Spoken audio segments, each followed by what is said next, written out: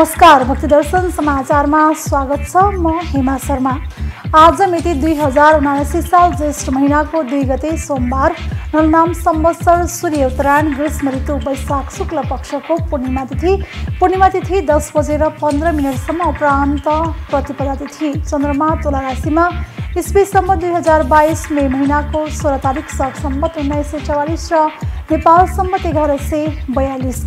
आज सूर्योदय बिहान 5 बजेर 17 मिनटमा र सूर्यास्त साँझ 18 बजेर 45 मिनटमा। सर्वप्रथम अहिले सम्मका प्रमुख समाचार। आज वैशाख शुक्ल पक्षको पूर्णिमा तिथि। आजदेखि वैशाख स्नान विधिवत रूपमा समापन गरिने परम्परा। यस महिनाभर भगवानको पूजा अर्चनाका साथै अन्न, जल, सखर, गाई, तिल, छाता, जुत्ता, सुन, जमिन आदिको दान वैदिक ब्राह्मणलाई दान गरेमा सारा पापहरू नाश भई मोक्ष प्राप्त हुने शास्त्रहरूमा उल्लेख। आज वैशाख शुक्ल पक्षको पूर्णिमा तिथि। आज 2566 बुद्ध जयन्ती विशेष कार्यक्रमका साथ मनाइँदै बुद्धको जन्म, ज्ञान प्राप्ति, महापरिनिर्वाण वैशाख शुक्ल पूर्णिमाकै तिथिमा परेकाले यस दिन नेपाल लगायत विश्वका बौद्ध धर्मावलम्बीले बुद्धप्रति भावपूर्ण श्रद्धा र भक्ति अर्पण गर्दै यस वर्षको 2566 बुद्ध जयन्तीका अवसरमा भारतीय प्रधानमन्त्री नरेन्द्र मोदीको पनि एक दिने औपचारिक भ्रमणमा सहभागिता। आज नाथ सम्प्रदायका प्रवर्तक महान सिद्धयोगी श्री महागी गुरु गोरक्षनाथको प्राकट्य दिवस मनाइँदै जन्म र मृत्युभन्दा माथि रहनुभएका गुरु गोरक्षनाथले पहिलोपटक नेपालको गोरखास्थित गोरक्ष गुफामा प्रकट भएको विश्वास। भगवान शिवका यौगिक अवतारका रूपमा रहनुभएका गुरु गोरक्षनाथको गोरक्ष तथा सनातन धर्मको रक्षामा उल्लेखनीय योगदान। प्रकृतिका सन्तति विश्व प्रसिद्ध किराँत समुदायले आज वैशाख पूर्णिमालाई उभौली पर्वको रूपमा मनाउँदै चण्डी पूर्णिमाका दिन सुम्निमा अर्थात् पार्वतीको सृष्टि भएको दिनका रूपमा मनाउने चलन। उभौलीमा, सुम्निमा र पारुहाङले सम्पूर्ण सृष्टि जगतको रक्षा गर्ने विश्वास। वैशाख शुक्ल पूर्णिमाका दिन चण्डिका भगवती प्रकट भएर भगवतीले चण्ड नाम दैत्यलाई वध गरेको धार्मिक विश्वास। बनेपा सहर पलाञ्चोक भगवती आसपासका क्षेत्रमा जात्राको रौनक। बनेपामा बाजा गाजा सहित रथलाई चण्डेश्वरीसम्म लगेर भोलिपल्ट देवीको मूर्तिलाई रथमा राखेर लिएर फर्कने चलन।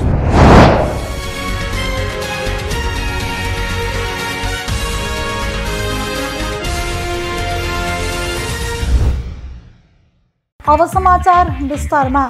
आज वैशाख शुक्ल पक्षको पूर्णिमा तिथि। आजदेखि वैशाख स्नान विधिवत रूपमा समापन हुँदैछ। वैशाख महिना भगवान नारायणको प्रिय महिनाको रूपमा मानिन्छ। वैशाख कृष्ण प्रतिपदाबाट सुरु भएको वैशाख स्नान वैशाख पूर्णिमाको दिनसम्म बिहानै उठेर पवित्र जलाशयमा प्रतिदिन स्नान गरेर भगवान नारायणको विशेष रूपले उपासना गर्दै एक छाक मात्र भोजन ग्रहण गरेर वैशाख महात्म्य श्रवण गर्ने गरिन्छ। बिहान स्नान गर्दा हे हरि शास्त्रले बताएको फल प्रदान गरेर मेरो पापहरू नाश गर्नुहोस् भनी प्रार्थना गर्ने गरिन्छ। यस महिनाभर भगवानको पूजा अर्चनाका साथै अन्न, जल, सखर, गाई, तिल दान, छाता, जुत्ता, सुन, जमिन आदिको दान गर्ने नियम रहेको छ। वैशाख महिनाभर इन्द्रलाई जितेर स्नान, भगवानको नाम जपेर एक छाक मात्र शुद्ध सात्विक भोजन चढाएर मात्र खाएमा सारा पापहरू नाश भई मोक्ष प्राप्त हुने शास्त्रहरूमा उल्लेख रहेको छ। तीर्थस्थल लगायत जलाशयमा पवित्र स्नान गर्ने र भगवानको नित्य स्तुति र स्मृति गर्दै वैशाख महात्म्य श्रवण गर्ने कार्य आजका दिनसँगै औपचारिक रूपमा समापन गरिन्छ। आज वैशाख शुक्ल पक्षको पूर्णिमा तिथि। आज 2566 बुद्ध जयन्ती विशेष कार्यक्रमका साथ मनाइँदैछ। भगवान विष्णुको 9 अवतारका रूपमा जन्म लिएको विश्वास गरिने सिद्धार्थ गौतमले विश्व शान्ति स्थापनाका लागि गरेको योगदानको स्मरण गर्दै प्रत्येक वर्षको वैशाख शुक्ल पूर्णिमाका दिन बुद्ध जयन्ती पर्व मनाउने गरिएको छ। बुद्धको जन्म, ज्ञान प्राप्ति, महापरिनिर्वाण, मृत्यु वैशाख शुक्ल पूर्णिमाकै तिथिमा परेकाले यस दिन नेपाल लगायत विश्वका बौद्ध धर्मावलम्बीले बुद्धप्रति भावपूर्ण श्रद्धा र भक्ति अर्पण गर्दै बुद्ध जयन्ती मनाउने गरेका छन्। यस वर्षको 2566 बुद्ध जयन्तीका अवसरमा भारतीय प्रधानमन्त्री नरेन्द्र मोदी पनि एक दिने औपचारिक भ्रमणमा सहभागी हुनुभएको छ। मोदी लुम्बिनीमा आयोजना हुने विशेष पूजाआजा तथा ध्यानमा केन्द्रित हुने बताइएको छ। मोदीले मायादेवी मन्दिरमा 1 घण्टा बिताउने र अशोक स्तम्भमा दीप प्रज्वलन र पुष्करणी पोखरीको दक्षिणमा रहेको बोधि वृक्षमा विश्राम गर्ने कार्यक्रम रहेको छ। एक रिपोर्ट। बुद्धको जन्म, ज्ञान प्राप्ति, महापरिनिर्वाण, मृत्यु वैशाख शुक्ल पूर्णिमाको तिथिमा परेकोले यस दिन नेपाल लगायत विश्वका बौद्ध धर्मावलम्बीले बुद्धप्रति भावपूर्ण श्रद्धा र भक्ति अर्पण गर्दै बुद्ध जयन्ती मनाउने गरिएको छ। लुम्बिनी, स्वयम्भू बौद्ध लगायत स्थलमा विविध कार्यक्रमको आयोजना गरी बुद्ध जयन्ती मनाउने परम्परा रहेको भए पनि विगतका 2 वर्ष कोरोना महामारीका कारण घर घर एवं चैत्य, गुम्बा, विहार लगायत स्थलमा निश्चित धर्मगुरु मात्र जम्मा भएर पूजा आराधना गरी मनाइएको थियो। अहिंसा नै शान्ति र मैत्रीको आधारशिला हो लगायतका यस्ता अनेकौं कालजयी सन्देशका वाहक भगवान गौतम बुद्धको जन्म ईसा पूर्व 563 अर्थात् आजभन्दा 2566 वर्ष अघि लुम्बिनी उद्यानमा पिता राजा सुदोधन र माता मायादेवीको गर्भबाट वैशाख शुक्ल पूर्णिमाका दिन भएको थियो। राजकुमारको रूपमा जन्म लिएका सिद्धार्थ गौतम मानिसले पाएको दुःख देखेर चिन्तित भएर 29 वर्षको उमेरमा दरबार छोडी तपस्याका लागि निस्के। ईसा पूर्व 528 को वैशाख शुक्ल पूर्णिमाका दिन उनले बोधगया स्थित पिपलको रुखमुनि बुद्धत्व प्राप्त गरे। बुद्धत्व प्राप्त गरेपछि नै उनलाई गौतम बुद्ध, बुद्ध भगवान आदि नामले पुकारिएको हो। संसारमा दुःख छ, दुःखलाई नाश गर्न सकिन्छ, दुःखलाई नाश गर्ने उपाय छ लगायत बुद्धले पाएको ज्ञान हो। उहाँले पाएको ज्ञान पहिलोपटक सारनाथ स्थित मृगदानवमा पञ्चवर्गीय भिक्षुहरूलाई प्रवचनका माध्यमबाट बाँडेका थिए। 45 वर्षसम्म यस्तो ज्ञान बाँडेपछि 80 वर्षको उमेरमा ईसा पूर्व 483 मा वैशाख शुक्ल पूर्णिमाका दिन कुशीनगरमा उनले महापरिनिर्वाण प्राप्त गरे। विश्व जगतमा शान्तिका अग्रदूत र एसियाका ताराको रूपमा भगवान गौतम बुद्धलाई चिनिन्छ। विक्रम सम्वत 2008 जेठ 8 गते बुद्ध जयन्तीका दिनदेखि यस पर्वको अवसरमा देशभर सार्वजनिक बिदा दिन थालेको हो। विक्रम सम्वत 2012 फागुन 7 गते लुम्बिनीमा बुद्ध जयन्तीका दिन हत्या, हिंसामाथि प्रतिबन्धको घोषणा गरेको थियो। विश्व शान्तिका अग्रदूत भगवान गौतम बुद्धको जन्म जयन्तीका दिन संयुक्त राष्ट्रसङ्घीय प्रणालीमा पनि सन् 2002 देखि सार्वजनिक बिदा दिँदै आएको छ। हालसम्म विश्वका प्रकाशनमध्ये बुद्ध सम्बन्धी सबैभन्दा बढी पुस्तक प्रकाशित भएको बताइन्छ। यिनमा बेलायतबाट प्रकाशित डेली टेलिग्राफका सम्पादक सर एडविन आर्नोल्डको एसियाको ज्योति, तत्कालीन भारतीय संविधान मस्यौदा समितिका अध्यक्ष डाक्टर बाबा साहेब अम्बेडकरको बुद्ध र उनको थम्ब र सन् 1946 मा साहित्यमा नोबेल पुरस्कार प्राप्त जर्मन उपन्यासकार हेर्मन हेसेको सिद्धार्थ प्रसिद्ध छन्। यसैगरी जर्मनीका माथेरा न्याना किलुकाले बुद्धिस्ट डिक्सनरी, विश्वमा बुद्ध, फ्रान्सका डाक्टर बालपोला राहुलको बुद्धको विचार, इटलीका जिसेप्पे ट्युचिलेको पुस्ताङको भ्रमण आदि पुस्तकले बुद्धलाई अन्तर्राष्ट्रिय क्षेत्रमा चिनाउन महत्त्वपूर्ण भूमिका निर्वाह गरेका छन्। विश्वका जति प्रसिद्ध अक्सफोर्ड, क्याम्ब्रिज, हार्वर्ड आदि विश्वविद्यालयमा बौद्ध दर्शन अध्ययन हुँदै आएको छ। यसैगरी त्रिभुवन नेपाल संस्कृति लुम्बिनी बौद्ध विश्वविद्यालय लगायतले पनि बौद्ध दर्शनमा स्नाकोत्तरको अध्ययन अध्यापन गर्दै आएका छन्। बुद्धले आफ्नो 80 वर्ष जीवनकालमा 84,000 पटक प्रवचन दिए, जुन विनय सूत, अभिधम्ब, त्रिपिटक आदि पुस्तकमा संग्रहित छन्।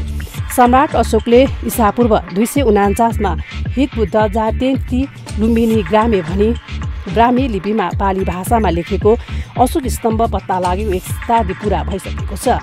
तत्कालीन वेस्टर्न कमान्डर जनरल खड्गशमशेर राणाले शिकार खेल्न जाँदा सन् 1896 मा लुम्बिनीमा उक्त स्तम्भदेखि पुरातत्व विशेषज्ञ डाक्टर फुररको सहयोगमा स्तम्भ संरक्षण गरिएको थियो।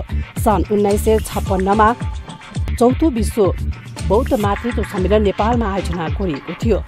सन् 1967 मा संयुक्त राष्ट्रसङ्घका तत्कालीन महासचिव वु थान्तको नेपाल आगमनबाट लुम्बिनी विकासको बृहत्तर योजना आरम्भ भएको हो।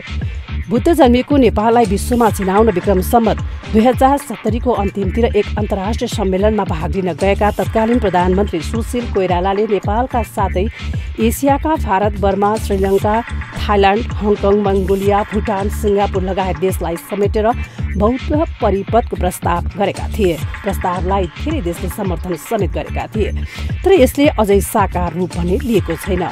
लुम्बिनी, स्वयम्भू बौद्ध, मणिचुर, नमो बुद्ध, हलेसी लगायत बौद्ध तीर्थस्थललाई समेटेर बौद्ध परिपथको प्रस्ताव तत्कालीन संविधान सभा सदस्य रामेश्वर खुङाले संसदमा दर्ता गराएका थिए। संसदमा यो प्रस्ताव दर्ता भएपछि यस विषयमा बहस भए पनि यसले मूर्त रूप भने लिन सकेको छैन। विश्वमा 35 करोड बढी मानिसले बुद्ध धर्म मान्ने गरेका छन्। यो विश्वको चौथो ठूलो धर्म हो। बुद्ध धर्म र उपदेश मान्ने अनुयायीहरू नेपालसहित चीन, Bharat, Sri Lanka, Burma, Thailand, Laos, Cambodia, Vietnam, Bhutan, Japan, Mongolia, Korea लगायतका देशमा फैलिएका छन्। बुद्धका सबै शिक्षा र उपदेशहरूको सङ्ग्रहलाई त्रिपिटक भनिन्छ।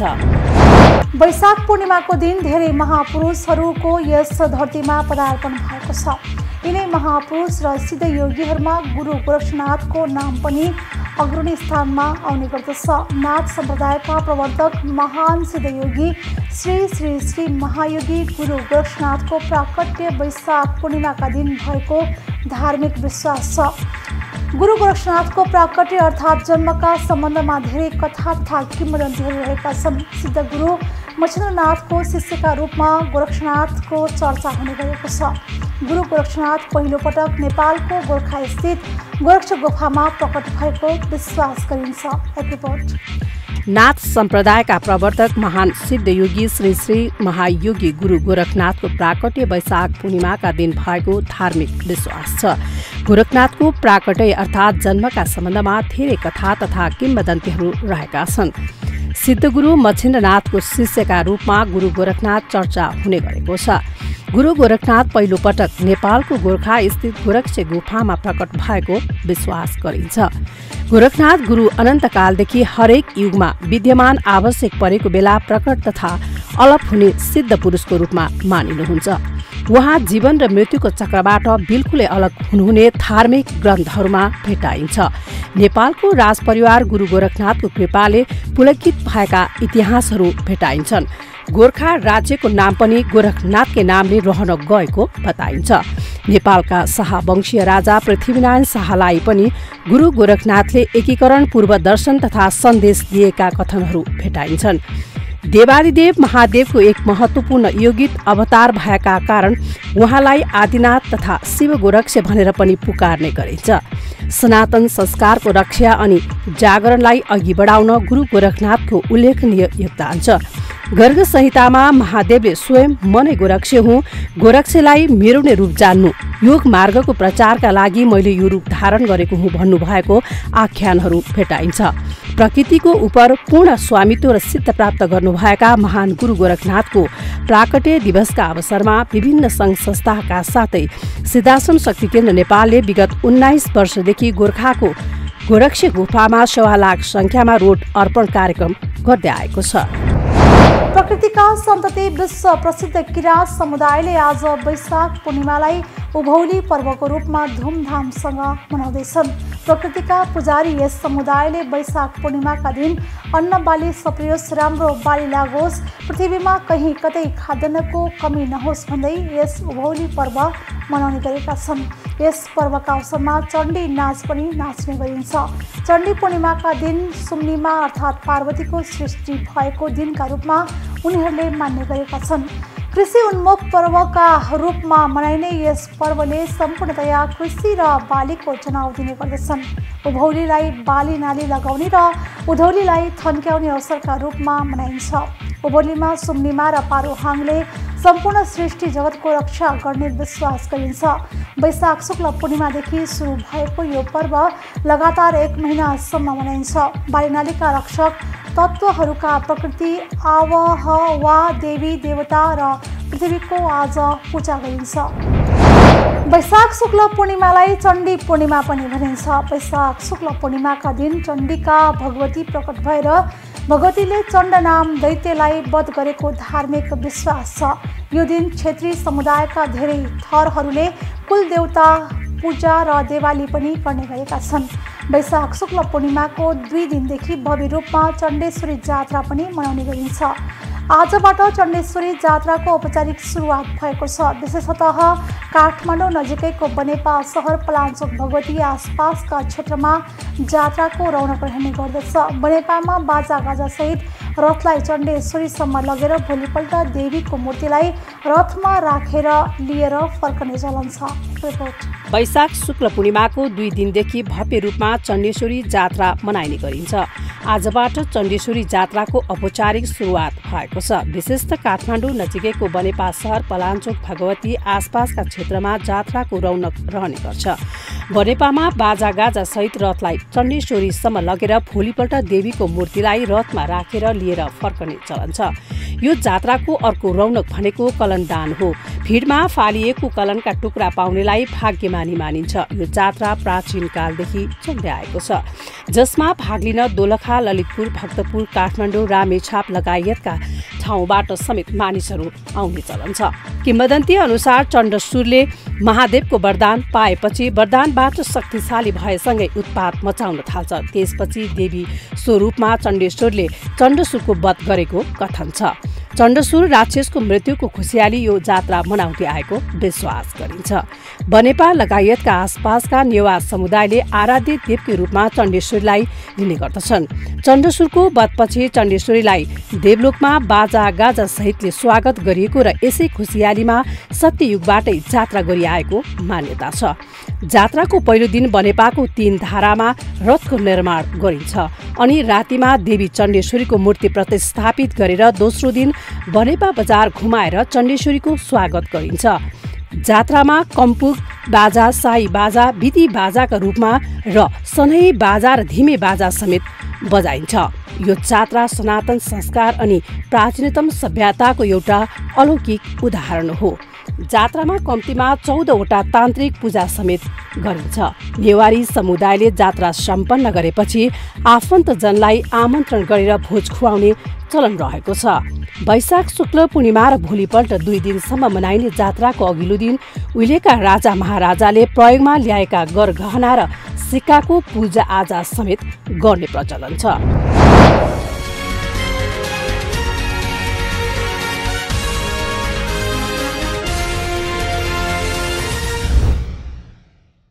अहिले हामी भक्तिदर्शन समाचारको अन्त्यमा आइसकेका छौँ। जाँदा जाँदै प्रमुख समाचार। आज वैशाख शुक्ल पक्षको पूर्णिमा तिथि। आजदेखि वैशाख स्नान विधिवत रूपमा समापन गरिने परम्परा। यस महिनाभर भगवानको पूजा अर्चनाका साथै अन्न, जल, सखर, गाई, तिल, छाता, जुत्ता, सुन, जमिन आदिको दान वैदिक ब्राह्मणलाई दान गरेमा सारा पापहरू नाश भई मोक्ष प्राप्त हुने शास्त्रहरूमा उल्लेख। आज वैशाख शुक्ल पक्षको पूर्णिमा तिथि। आज 2566 बुद्ध जयन्ती विशेष कार्यक्रमका साथ मनाइँदै बुद्धको जन्म, ज्ञान प्राप्ति, महापरिनिर्वाण वैशाख शुक्ल पूर्णिमाकै तिथिमा परेकाले यस दिन नेपाल लगायत विश्वका बौद्ध धर्मावलम्बीले बुद्धप्रति भावपूर्ण श्रद्धा र भक्ति अर्पण गर्दै यस वर्षको 2566 बुद्ध जयन्तीका अवसरमा भारतीय प्रधानमन्त्री नरेन्द्र मोदीको पनि 1 दिने औपचारिक भ्रमणमा सहभागिता। आज नाथ सम्प्रदायका प्रवर्तक महान सिद्धयोगी श्री श्री श्री महागी गुरु गोरक्षनाथको प्राकट्य दिवस मनाइँदै जन्म र मृत्युभन्दा माथि रहनुभएका गुरु गोरक्षनाथले पहिलोपटक नेपालको गोर्खास्थित गोरक्ष गुफामा प्रकट भएको विश्वास। भगवान शिवका यौगिक अवतारका रूपमा रहनुभएका गुरु गोरक्षनाथको गोरक्ष तथा सनातन धर्मको रक्षामा उल्लेखनीय योगदान।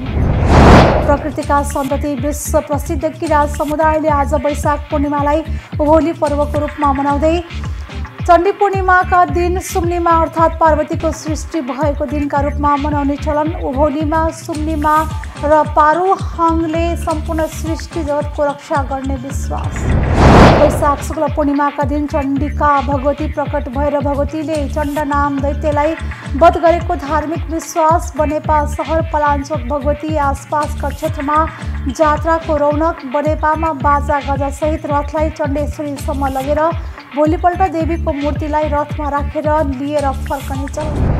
अहिले भक्तिदर्शन समाचार यति नै। सामाजिक सञ्जाल मार्फत हामीसँग जोडिनका लागि फेसबुक तथा ट्विटरमा लाइक तथा फलो गर्न सक्नुहुनेछ भने युट्युब मार्फत पनि हामीलाई प्रत्यक्ष हेर्न सक्नुहुनेछ। त्यस्तै कुनै सल्लाह सुझाव तथा प्रतिक्रिया भएमा भक्तिदर्शन@mountaintv.com मा हामीलाई पत्राचार गर्न सक्नुहुनेछ।